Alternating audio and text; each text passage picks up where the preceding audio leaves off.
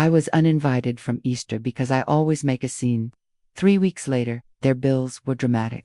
My name is Eleanor Harrison, but everyone calls me Ellie. I'm 68 years old, and I live in a quiet neighborhood in Sarasota, Florida, where retirees like me are supposed to enjoy our golden years in peace. But on Easter Sunday morning, I was sitting alone in my kitchen, holding my phone with the most devastating text message I'd ever received. Mom, we've decided Easter is immediate, family only. You always create tension, and we need one peaceful holiday.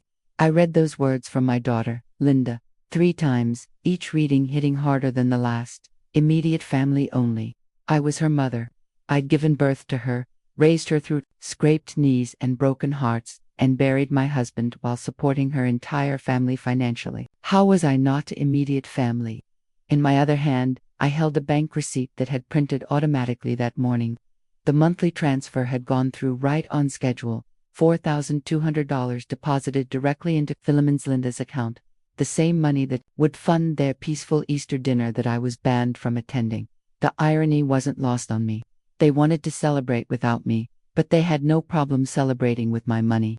What they didn't know was that their drama-free holiday was about to become very expensive, because after 8 months of being a grieving widow who absorbed every slight and funded every demand just to feel connected to family, I was about to discover something that would change everything. You see, when Robert died of cancer 8 months ago, I thought supporting Linda's family financially was how I showed love. I thought paying for their house down payment, their children's private school, their monthly expenses, and every emergency that came up was what mothers do.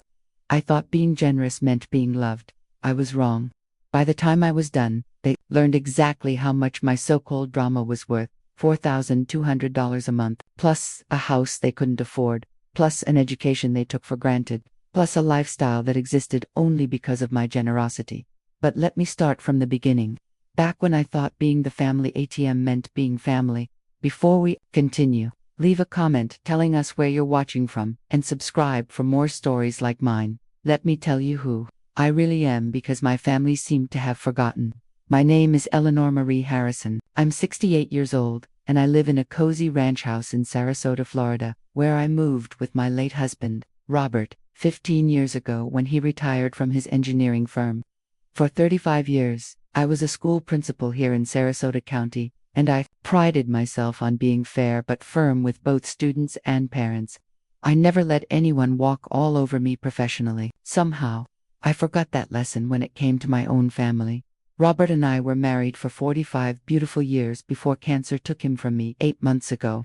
We planned to travel Europe together, take those river cruises through Germany and Austria that we'd always dreamed about. Instead, I spent our retirement savings on his medical treatments and watched our daughter's family struggle financially during his 2-year battle with the disease. When Robert was first diagnosed, Linda and her husband Mark were already stretched thin. They bought their dream house in Tampa just 3 years earlier with my help. Between the mortgage, their 2 teenage children's expenses, and Mark's inconsistent income from his construction business, they were barely keeping their heads above water. That's when I stepped in. Like any loving mother would, I provided the $180,000 down payment for their house, which gave me 60% equity ownership according to our legal agreement. At the time, Linda cried with gratitude, saying I was saving their family's future. I felt proud to help my only child achieve her dreams. When Robert's medical bills started piling up, and Linda called crying about potentially losing the house, I started what I thought would be temporary monthly support, over $4,000 every month, transferred automatically so they wouldn't have to ask and feel embarrassed. It was supposed to last just through Robert's treatment period, but then treatment stretched from months to years. The monthly transfers became routine, expected, and never acknowledged with gratitude anymore. When Robert passed, I assumed the financial help would end, that Linda's family would get back on their feet. Instead, the requests increased. Mom, the kids need to stay in private school for stability during this transition, Linda explained after Robert's funeral. So, I continued covering Westfield Academy's tuition for both Sophia and Ryan, $1,500 each semester per child. I wanted my grandchildren to have opportunities to get the education that would open doors for them.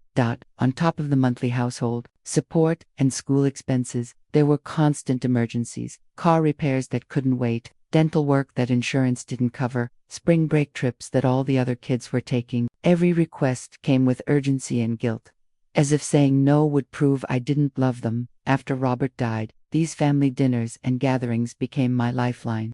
The house felt like a tomb without his laughter echoing through the rooms. I lived for Sophia's basketball games at school and Ryan's piano recitals.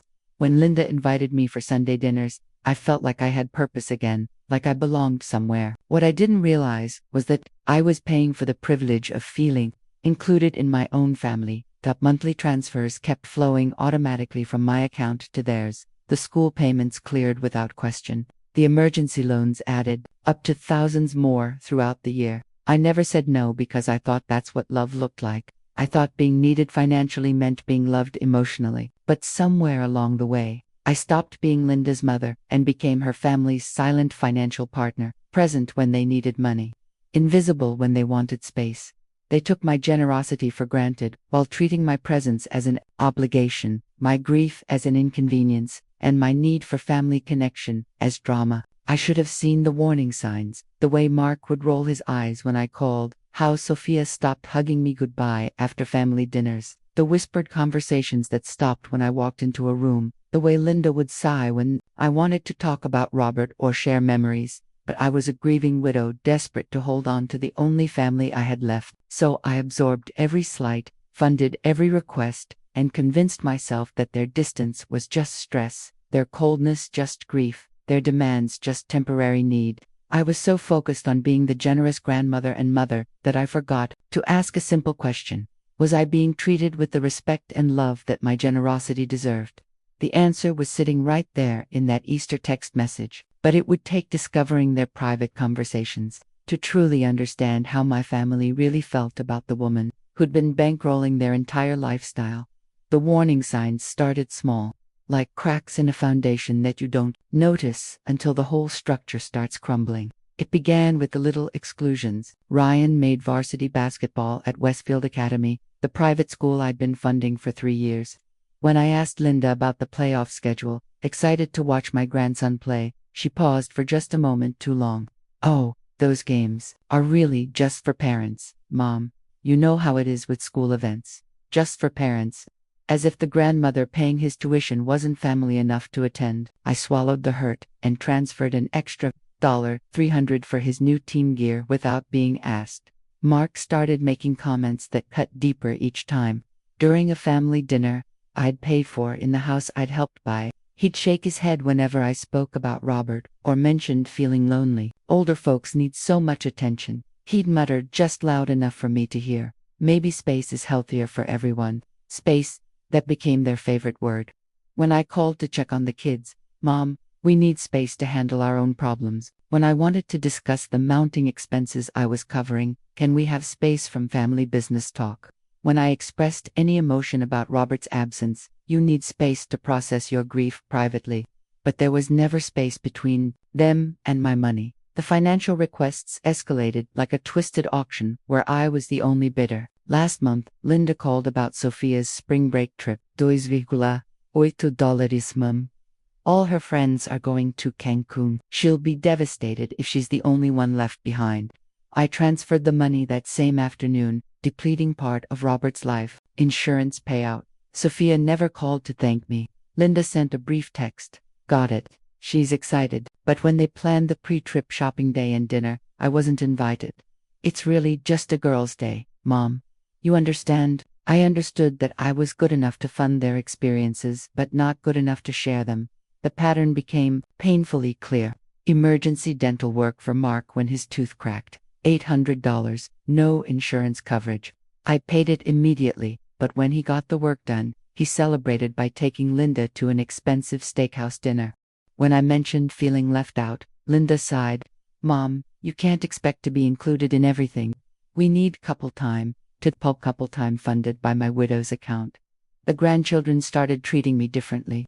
Sophia, who used to call me weekly, barely looked up from her phone during family visits. When I'd ask about the school I was paying for, she'd give one-word answers before returning to her device. "Sophia, honey, tell Grandma about your history project. Linda would prompt. It's fine, Sophia would mumble, never making eye contact. Ryan became equally distant. The boy who used to beg me to play board games and listen to his piano practice now acted like I was furniture in the room.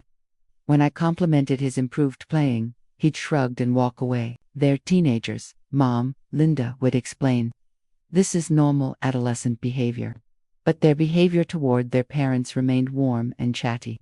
It was only their grandmother, their financially supportive grandmother, who received the cold shoulder. Family dinners became exercises in tension management. I'd sit at the table I'd helped them afford, eating food purchased with money I'd provided, listening to conversations about plans I wasn't included in. The kids would discuss school events, sports practices, and friend drama, as if I wasn't there. Linda and Mark would talk about home improvements and vacation ideas, while I sat silent, trying not to seem needy or dramatic. Drama became Linda's weapon of choice for shutting down any conversation she didn't want to have. If I asked about the family's budget or whether they needed to adjust their lifestyle, "Don't be dramatic, Mom." If I expressed hurt about being excluded from events, "Here comes the drama." If I wanted to discuss my grief or loneliness, "Must everything be dramatic with you?" The word was deployed like a stop sign, halting any discussion that might require them to acknowledge my feelings or their dependence on my financial support. My emotional needs became drama, but their financial needs remained urgent family obligations. 2 weeks before Easter, the mask slipped completely. I'd asked if I could bring Robert's favorite coconut cake to Easter dinner, the same recipe I'd made for 45 years of family gatherings. Linda's response was swift and cruel. "Must you always make everything about Dad, Mom? It's been 8 months. We're trying to create new traditions without constantly being reminded of loss. As if my husband's memory was a burden they'd rather not carry while cashing the checks from his life insurance policy. I kept quiet to keep the peace, absorbing every slight, every dismissal, every cruel comment because I thought that's what love looked like. I told myself that grief made people say things they didn't mean, that financial stress made families tense, that I needed to be more understanding. But deep down, I was beginning to realize a terrible truth. I wasn't being loved. I was being tolerated, and barely that. The automatic transfers kept flowing from my account to theirs every month. The school payments cleared without question. The emergency loans became routine. I was their most reliable financial resource and their least appreciated family member.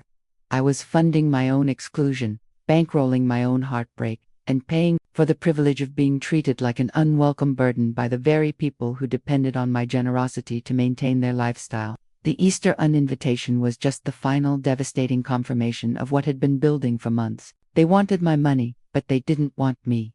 Saturday morning before Easter, I was in my kitchen making coffee when my phone buzzed with a text from Linda. I thought it might be about what's time to arrive for dinner the next day, or maybe a request for me to pick up something from the store. I never imagined it would shatter what was left of my heart. "Mom, we've decided Easter is immediate family only. You always create tension, and we need one peaceful holiday." I read those words 3 times, each reading hitting me like a physical blow. Immediate family only. I was her mother. I had given birth to her, stayed up all night when she was sick as a child, walked her down the aisle at her wedding, and held her hand through every crisis of her adult life. How was I not immediate family? Create tension. I was the one who absorbed every slight, swallowed every cruel comment, and bent over backward to avoid any conflict that might threaten my connection to the only family I had left. I called Linda immediately. The phone rang once before going straight to voicemail. I called again. Same thing. She was screening my calls on the day she just uninvited me from Easter. The cruelty of the timing hit me like a sledgehammer. That very morning, my automatic transfer had processed. Over $4,000 flowing into their account to fund the peaceful Easter I was now banned from attending. They'd scheduled their immediate, family-only announcement for after they'd secured their monthly payment. I'd spent that entire Saturday in a fog of disbelief. How had I become the family outsider? When had loving my family become creating tension? When had my presence become something they needed a holiday to escape from? That evening, desperate for some connection with my grandchildren, I remembered that Linda had left her iPad with me 2 weeks earlier. She'd picked up my old one temporarily, but forgotten to retrieve hers when the repair was finished. The iPad still had all her apps logged in, including Maybe I could at least see Sophia's face, hear Ryan's voice, even if I wasn't welcome at their Easter table. Maybe I could wish them a happy Easter Eve, even from a distance. When I opened FaceTime to call Sophia, a notification popped up on the screen. It was from their family group chat, the Beck family, and I could see my name in the preview message. My heart stopped. I should have closed it immediately. I should have respected their privacy, but seeing my name in their private family conversation, especially after being uninvited from Easter, I couldn't help myself. I had to know what they were saying about me. What I found destroyed me completely. The conversation had started that afternoon, right after Linda sent me the uninvitation text. Linda had written, "Thank goodness she's not coming tomorrow. We can actually enjoy the day without walking on eggshells around her constant neediness." Mark responded, "Your mom's gotten so dependent since your dad died. Good thing the money transfer went through this morning. At least we don't have to pretend everything's fine while we're broke." My hands were shaking as I read further. Sophia, my 15-year-old granddaughter, whom I'd been funding through private school, had written, "Do we still get Easter money, even though she's not coming?" I wanted to save for those designer jeans I saw. Ryan, only 13, echoed his parents' cruelty. "Yeah, it's always so awkward when she talks about Grandpa and gets all sad. Like, we get it, he's gone." But Linda's response was the knife that cut deepest. The $4,000 hits automatically Monday anyway. So we're covered, and she probably sent guilt money to make up for missing the day. We should plan something fun with the extra cash. Mark added, "Maybe this will teach her to back off permanently. We need space to be a real family without her hovering and crying all the time." I sat there in my empty kitchen, reading how my family celebrated my exclusion while counting on my automatic monthly transfer. They didn't just want me gone. They expected my money to keep flowing even after rejecting me completely. But the conversation continued, and it got worse. Sophia wrote, "Mom, can we use Grandma's Easter money for that beach house weekend you mentioned?" Linda replied, "Absolutely. She owes us after all the drama she's caused. Consider it payment for putting up with her sadness." Ryan added, "Cool, and if she gets too sad about not being invited, we can just tell her we'll include her next time." Mark's final message was the cruelest of all. "Honestly, holidays are so much better without older folks making everything about their problems. Your mom needs to accept that her time being the center of attention is over." I felt like I was drowning. These weren't strangers talking about some burdensome obligation.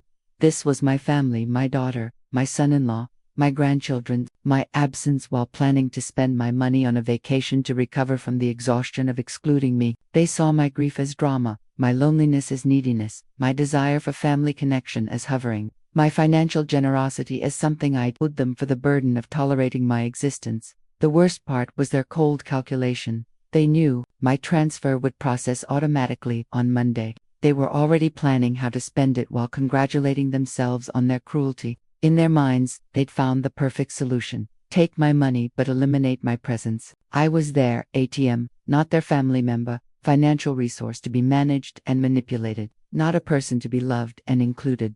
That night, I barely slept. I kept replaying their words, trying to find some misunderstanding, some context, that would make their cruelty less devastating, but there was none. Their disregard was clear, their entitlement complete, and their disrespect for my feelings was absolute. They wanted me to disappear while leaving my checkbook behind. Sunday morning arrived, and Easter came and went in my empty house. I sat alone at my kitchen table, looking at the coconut cake I'd made anyway, Robert's favorite recipe that Linda had dismissed as making everything about loss. I thought about 45 years of Easter mornings with Robert, 43 years of celebrating with Linda, 15 years of spoiling my grandchildren, and now I was spending Easter alone because my presence was tension, but my money was treasure. That's when I realized something that changed everything. I didn't have to live this way. I didn't have to fund my own exclusion. I didn't have to bankroll my own heartbreak. They wanted space from me. I was about to give them space from my money, to pick this up because if I wasn't family enough for Easter dinner, then my bank account wasn't family enough for their monthly budget. It was time they learned exactly how much their peaceful family life actually cost. I spent the next 3 days in a haze of hurt and confusion, replaying that group chat conversation over and over in my mind. Part of me wanted to call Linda and confront her, demand an explanation for their cruelty.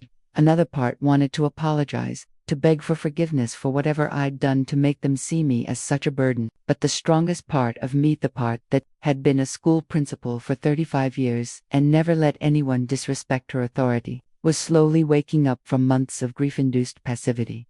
Monday came and went. True to their calculation, my automatic transfer processed exactly as they'd predicted.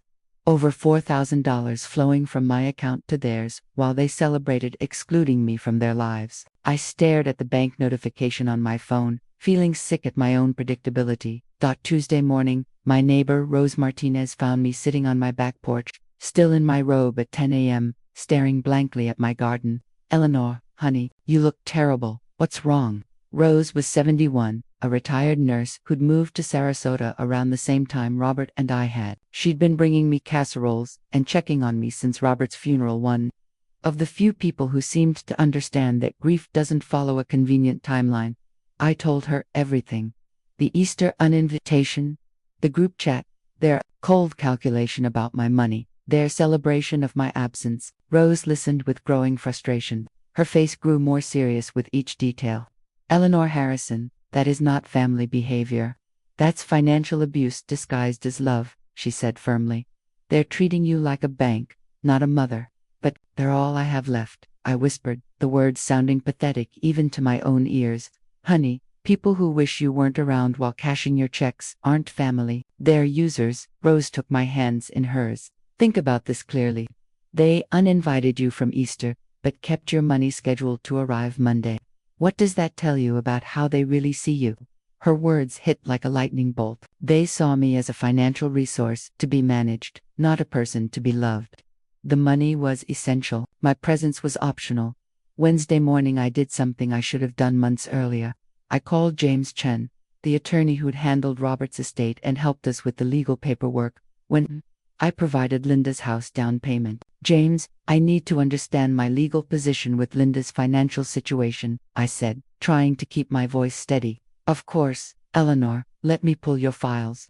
I could hear papers rustling. "Ah yes, the equity agreement. You provided $180,000 for the down payment, which gave you a 60% ownership stake in the property. The monthly support you've been providing is entirely voluntary. There's no legal obligation." Voluntary. That word echoed in my mind. I'd been choosing to support them, not obligated to do so. "James, I need you to be very clear with me. If I stopped the monthly transfers, what would happen legally?" "Nothing," he said immediately. "Those transfers are gifts, Eleanor. You can stop them anytime, without any legal consequences. As for the house, since you hold majority equity and they've defaulted on payments before, you have significant rights, including the ability to force a sale if necessary." Force a sale. The house they lived in, the house they took for granted, was mostly mine. "But James, they're my family. Doesn't that create some obligation?" There was a long pause. "Eleanor, I've been practicing family law for 28 years. Family obligation flows both ways. It includes respect, inclusion, and gratitude, not just financial support, flowing in one direction." That afternoon, James connected me with my bank manager, Susan Walsh, who'd helped me set up the automatic transfers during Robert's illness. Susan pulled up my account history on her computer screen. "Mrs. Harrison, let me show you something," she said, turning the monitor toward me. "These monthly transfers represent approximately 70% of their household income based on what I can see. Without these funds, their budget would collapse completely. 70%, I was funding almost their entire lifestyle, while they treated me like an unwelcome guest in their lives. Susan, I need to understand what would happen if I stopped these transfers." "Their account would immediately show a deficit based on their spending patterns. They'd be unable to meet their basic obligations within 2 weeks. The private school payments would bounce, their credit cards would hit limits, and their mortgage payment would likely fail. And legally, I can just stop." "Absolutely. These are voluntary transfers from your account. You have complete control." That evening, I sat in Robert's favorite chair, looking at our wedding photo on the side table. What would he think about how his life insurance money was being used? Would he want me funding people who celebrated my absence and called my grief drama? I thought about all the dreams we'd had for retirement: the European river cruise through the Rhine Valley, the trip to Ireland to trace his family genealogy, the renovations we'd planned for our own home. All of that money had gone to support a family who saw my generosity as obligation and my presence as a burden. Thursday morning brought clarity like sunrise after a long, dark night. I called James back.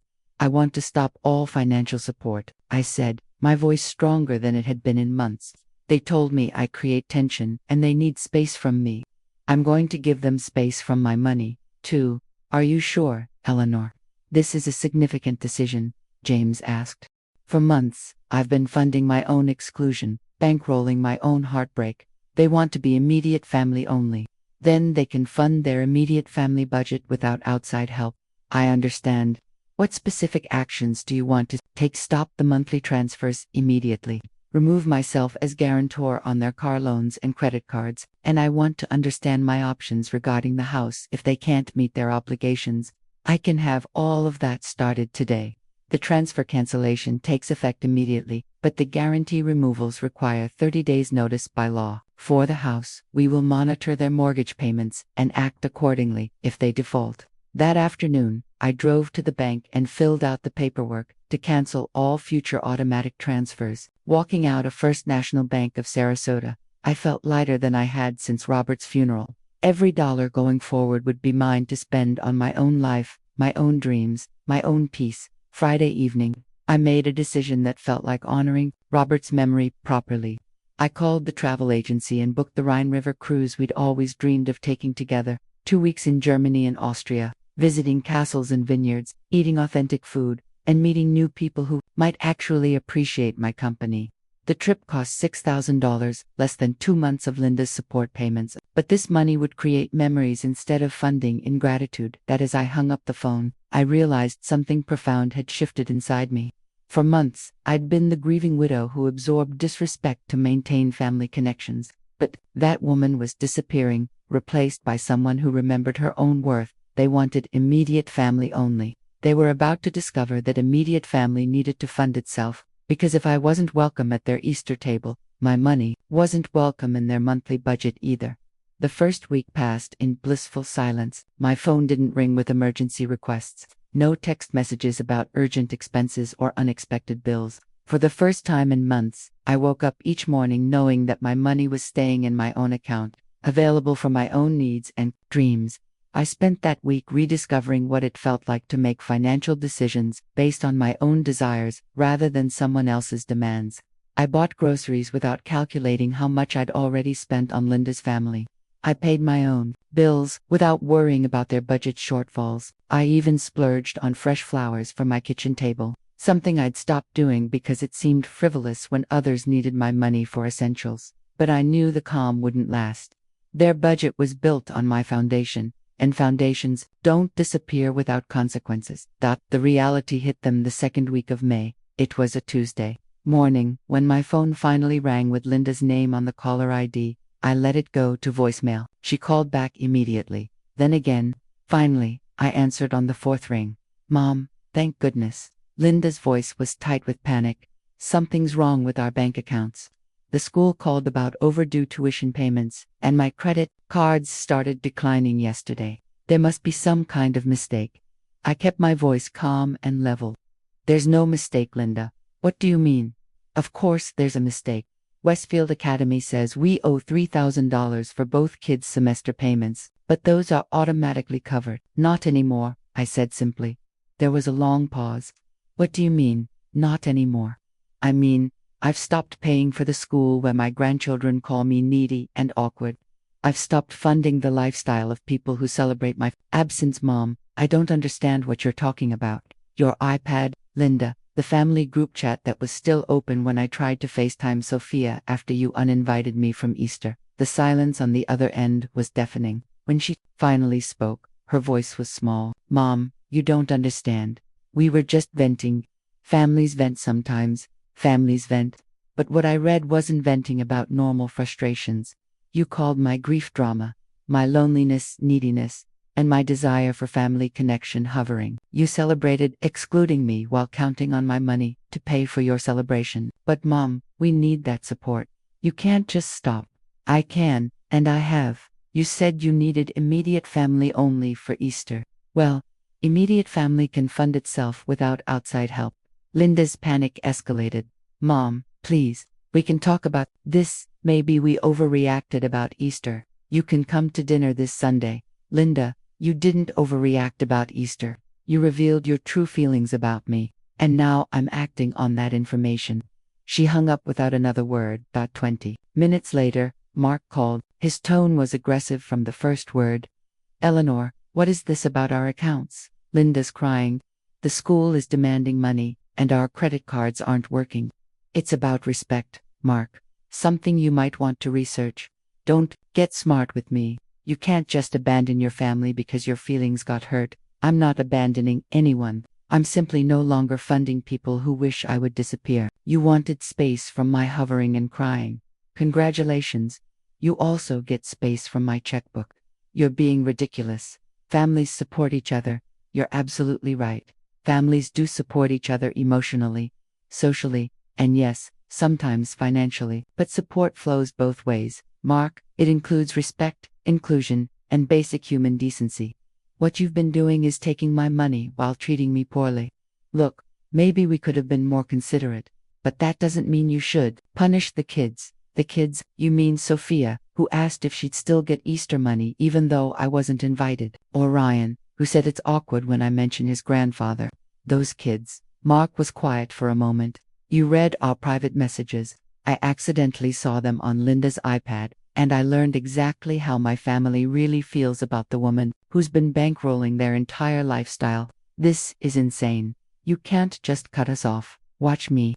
He hung up even more angrily than Linda had. The third week brought escalating panic. Their credit cards, which had been backed by my excellent credit score and financial guarantee, were suddenly limited to what their actual income could support. Linda's shopping trip to Target resulted in a declined card at the checkout line. Mark couldn't fill up his truck at the gas station because their credit limit had been slashed. Susan at the bank called to inform me that she'd processed the 30-day notice to remove my guarantees from all their loans and credit accounts. It's all done, Mrs. Harrison. As of next month, their credit standing will be based solely on their own income and payment history. That same week, I received a certified letter from Westfield Academy addressed to me personally. The private school had researched their records and discovered that I'd been the source of tuition payments for 3 years. They were politely requesting that I contact them regarding the outstanding balance for Sophia and Ryan's current semester. I called the school's business office directly. Mrs. Harrison, thank you for calling. We have a balance of $3,000 for your grandchildren's accounts. We've tried contacting Mr. and Mrs. Beck, but they've assured us that you would handle the payment as usual. I'm sorry, but that's no longer the case. I am not responsible for their children's education expenses. If they can't pay, you'll need to work out a payment plan with them directly. I see. Well, unfortunately, if the balance isn't resolved, within 2 weeks, the children will need to transfer to public school to finish their semester. I understand. That's between you and their parents. For weeks after Easter, Linda showed up at my front door unannounced. She looked terrible, dark circles under her eyes, hair unwashed, wearing the same clothes I'd seen her in 2 days earlier at the grocery store where her card had been declined in front of me. Mom, please, we need to talk. I let her in, but I didn't offer coffee or ask her to sit down. The kids have to leave Westfield. We can't make the mortgage payment this month. Mark is working double shifts, but it's not enough. She started crying. I got a job at the mall, but retail wages don't cover what we've gotten used to. What you've gotten used to was my generosity, Linda. And generosity requires gratitude, which requires respect. I know we said some terrible things, but we didn't mean them. We were just stressed. You meant them. And more importantly, you felt comfortable saying them because you thought I'd never find out. You thought I was trapped by my grief and loneliness into accepting any treatment as long as you let me see the grandchildren occasionally. That's not true, isn't it? When's the last time you called me just to check how I was doing? When's the last time you invited me somewhere without needing money first? When's the last time you included me in family plans instead of excluding me and then asking for funding? She couldn't answer. Linda, I've spent the last month discovering what it feels like to be respected instead of tolerated. I've joined a book club at the library. I've started volunteering with the literacy program, helping immigrant families learn to read English. These people appreciate my time and knowledge. They don't see me as a burden or drama, but we're your family. Family is how people treat you, not just biology. The volunteers at the library treat me better than my own family has. Mom, we'll lose the house. That's a possibility. I own 60% of it through my down payment, and I have legal rights if you can't meet your obligations. James is monitoring the situation. Her face went white. You'd take our house. I'd exercise my legal ownership rights in a property I largely paid for. There's a difference. Where would we live? Somewhere you can afford on your actual income, like most families do. Linda left that day without getting what she came for, but she did leave with something valuable, the truth about consequences. 2 months after Easter, James called with news. Eleanor, they've missed 2 mortgage payments. As majority equity holder, you have the right to demand immediate sale of the property to recover your investment. What would that mean for them? They'd be forced to sell. After paying off the remaining mortgage, they'd split the proceeds according to equity percentages. They'd get about 40% of whatever's left, which might be enough for a down payment on something much smaller. And me, you'd recover your full $180,000 investment, plus your share of any appreciation, probably close to $220,000 total. That afternoon, Linda called one final time. Mom, please don't take our house. We'll do anything. Linda, I'm not taking your house. I'm exercising my ownership rights in a property I largely paid for that you can't meet your obligations on. This is what happens when people bite the hand that feeds them. We're sorry. We'll apologize publicly. We'll include you in everything. Linda, I don't want forced apologies or obligatory invitations. I want authentic relationships based on mutual respect. And I no longer believe that's possible with people who saw my generosity as weakness and my grief as drama. 3 months after Easter, they sold the house. Mark had to take a second job driving for a food delivery service. Linda worked full-time at a department store for the first time in 8 years. The kids transferred to public school and had to get part-time jobs to afford the clothes and activities they'd taken for granted. But here's what surprised me. The universe abhors a vacuum. And when I stopped pouring my energy into people who didn't appreciate it, space opened up for people who did. My book club friends invited me to join their monthly dinner gatherings. The literacy program coordinator asked me to lead a workshop on teaching reading comprehension. My neighbor Rose and I started taking day trips to art museums and historic sites around Florida. I took that Rhine River cruise in October. 2 weeks of incredible food, fascinating history, and new friendships with fellow travelers who were delighted by my company rather than burdened by it. I scattered some of Robert's ashes at a beautiful castle overlooking the Rhine, and for the first time since his death, I felt peace instead of just grief. The travel group from the cruise invited me to join their next adventure, a cultural tour of Ireland the following spring. I said yes immediately, using money that would have otherwise funded people who saw me as a burden. 6 months after Easter, I updated my will. Instead of leaving everything to Linda's family, I established scholarships for underprivileged children to attend private schools and funded literacy programs that would help families like the ones I'd been working with. My money would go to people who valued education and opportunity, not people who took both for granted. The final surprise came 8 months later. Linda sent me a card on my birthday, not asking for money, not making excuses, just acknowledging the day. Inside, she'd written a brief note. Mom, I got promoted to assistant manager at the store.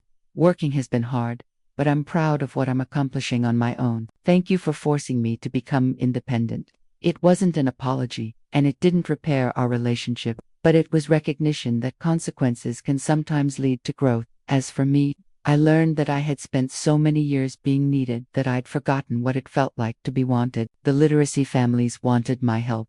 The book club wanted my insights. The travel group wanted my friendship. These people chose my company because they enjoyed it, not because they needed my money. I'm 71 now, and I've never felt more powerful or more peaceful. My money is mine to spend on dreams rather than obligations. My time is mine to invest in people who value it. My energy goes toward relationships that feed my soul instead of draining my spirit. They wanted Easter without me, so they could have peace. I gave them a lifetime without my financial support so I could have mine. And you know what? We both got exactly what we wanted. That's my story. I'd love to hear what you think. Have you ever realized that your generosity was being mistaken for obligation by family members who showed no gratitude? Let me know in the comments, and subscribe if you want to hear more stories like mine.